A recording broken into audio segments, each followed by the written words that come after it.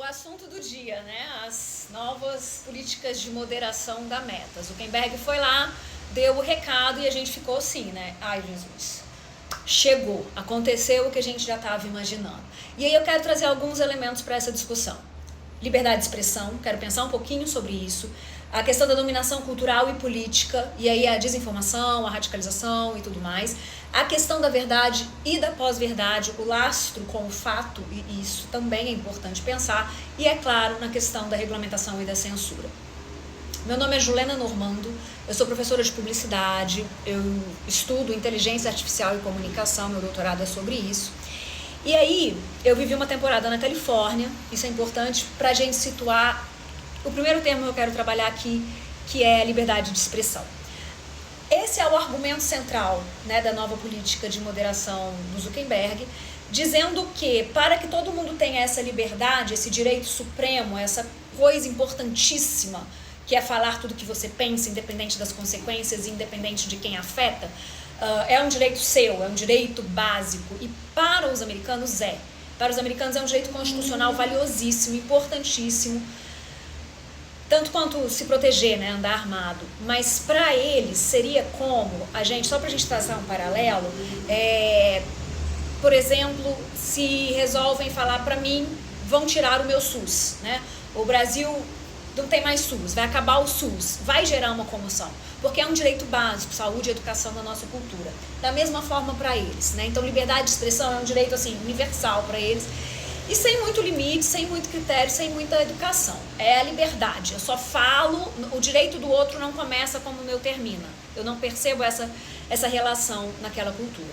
Mas enfim, e essa expressão, ela vem também um pouco desvaziada de significado. Não sei se todo mundo leu 1984, do Orson Welles. Se não leu ainda, por favor, leia. É lá que ele vai desenvolver o conceito do Big Brother, né? Não o programa de televisão, mas lê lá. As palavras ali, os termos lá naquela história, elas perdem o seu significado e são atribuídos uns outros significados muito mais complexos e muito esvaziados e às vezes até deslocados daquilo que eles querem dizer em princípio. E com liberdade de expressão está acontecendo isso na medida em que está se permitindo qualquer expressão de qualquer coisa sem nenhum tipo de vinculação com o que é verdade. E aí a gente está num momento que a gente tem chamado na literatura de pós-verdade. Parece que mais importante do que o fato ou aquilo que aconteceu, né, e que a gente considera como sendo verdade, é a emoção que aquilo gera. É como eu me vinculo com aquilo. Então, as emoções prevalecem em detrimento dos fatos. Não importa se é verdade, eu vou repassar isso, entendeu? Quando ele tira essa obrigação da checagem da plataforma e coloca no usuário, ele se exime dessa responsabilidade e deixa todo mundo fazer. Como se o algoritmo não fosse pensado a partir da economia de atenção, ou seja, o que as plataformas querem? A nossa atenção e o nosso tempo. Por isso, elas fazem de tudo, qualquer coisa, para que a gente fique aqui sem perceber quanto tempo a gente está passando aqui. É assim que funciona. E esses conteúdos mais passionais, e que não precisam ter vínculo com a realidade, né? Sabe, assim, as coisas mais bizarras, elas prendem a atenção e dão vontade de espalhar para todo mundo, especialmente se elas condizem com o que eu penso.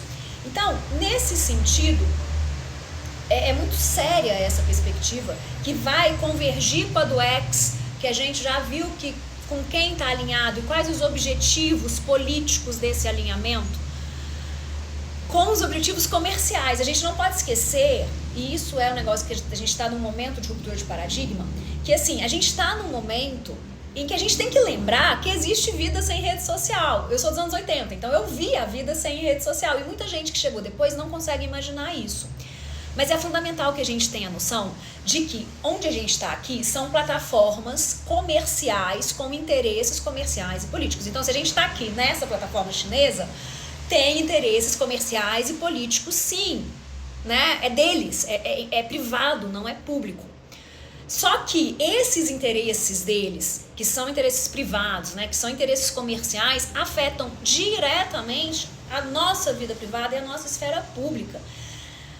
Por quê? Porque se uma coisa é colocada como desinformação, e é repetida, repetida, repetida, e as pessoas passam a acreditar. Isso, gente, não é de hoje. Isso a gente tem desde a Segunda Guerra. Isso sempre acontece quando a gente tem mídia de comunicação de massa. Então, quando isso vem acontecendo com os interesses comerciais que vão pautar tudo isso, mas também cercados por um arcabouço político, isso tem consequências nefastas para a nossa cidadania, para o nosso exercício democrático, especialmente a gente que está na América Latina, especialmente a gente que foi nomeado, né? Ele falou das políticas que ele vai falar que são contra a liberdade de expressão de países na América Latina. O que ele está querendo dizer? Vou ser cancelada talvez por falar isso, mas é como se a gente estivesse errado em resistir, né? E a gente tem que resistir de maneira institucionalizada, a gente tem que resistir a esse caos. E esse caos que é iminente já foi previsto, por muita gente. O mais recente que eu li, que eu indico muita leitura, é esse aqui, do Tim Wu, que ele é americano, embora não pareça. E ele vai prever os caos do telefone à internet, que sem regulamentação a gente vai parar na barbárie. E essa é a consequência mais nefasta e perigosa desse negócio de deixar todo mundo falar o que quiser sem limite, sem nada.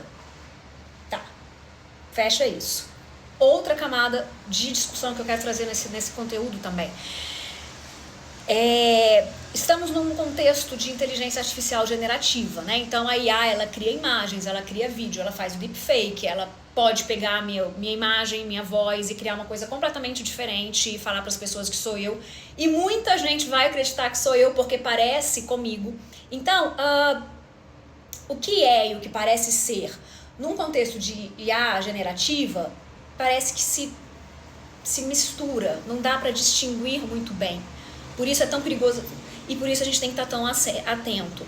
E aí tem um outro ponto nesse contexto, um outro ponto nesse contexto que é, quem está preocupado com o que é real e o que é factual, de acordo com alguns antropólogos contemporâneos, são pessoas que foram treinadas, digamos assim, num ambiente sem telas. A partir do momento que a tela aparece como mediadora das relações, e se vocês só me conhecem a partir da tela, e eu só conheço vocês a partir da tela, o que importa nessa relação é menos o vínculo com o real e mais a minha capacidade de pegar vocês, de capturar a atenção e de criar com vocês vínculos emocionais. E aí, esses vínculos, eles são reais e eles independem de uma relação com a realidade, com o factual. Então, há estudos que já apontam para que as gerações que agora estão nascendo vão se relacionar com a inteligência artificial de maneira afetiva, sem essa distinção de que precisa existir para eu amar. E aí existir no plano físico que a gente está acostumado. Da mesma medida em que o mundo online é o mesmo do mundo offline hoje em dia, que não era lá nos anos 90 quando eu conheci a internet, numa época que a gente entrava na internet e saía da internet, hoje não é isso, né? A gente está online o tempo todo, não tem como sair da internet. Mais pra frente, essa geração que está nascendo agora, não importa se você existe fisicamente ou se você é apenas um avatar ou sei lá que nome que isso vai ter, apenas se você é um agente inteligente, né? Então, voltando à pauta da moderação, à pauta da regulação, ela é fundamental para que a gente mantenha tanto a nossa soberania política, um debate político que tenha pluralidade de vozes, né? Que a gente consiga resistir a esse imperialismo cultural cada vez mais sofisticado, que cada vez tende a abafar mais a gente. E, numa maneira bem simples, é uma forma da gente proteger o nosso futuro. Porque, estando refém dessas possibilidades todas de que a realidade esteja completamente desconectada do que é divulgado, do que é, né, propagado, as pessoas vão ficar cada vez mais nessas bolhas sem vínculo com a realidade. Então é um assunto quente, é um assunto que precisa ser mais bem discutido, nem sei se aqui é o lugar, mas vamos ficar atentos, tá? Espero ter, ajudado a pensar de alguma maneira e vamos em frente.